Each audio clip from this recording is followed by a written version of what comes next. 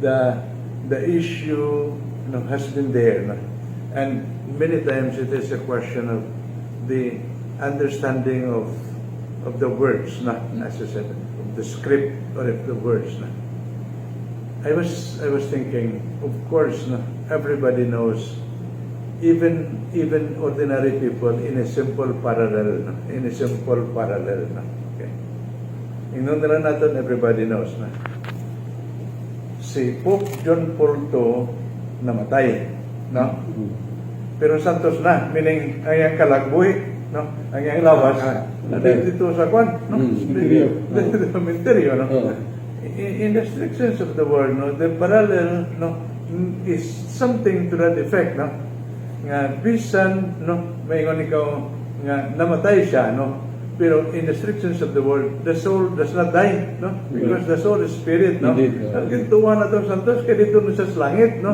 Saan pang iyang alawas diya sa lupa, no? Yes. To me, the parallel, no, as we made very clear, no? Jesus being human, no, and divine, in the strict sense of the word, no?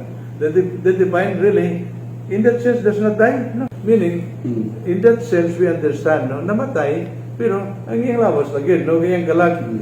Nasa langit naman gani, no? So, the same with Jesus, no? We're saying, Jesus Christ died, no? Pero ang sa atong una-una, sa atong ang lawas lagi niya namatay, no? Pero kay Diyos na gani siya, kung ang tawag gani nga mamatay, ang iyang gani kalag, di mamatay, labi ng Diyos.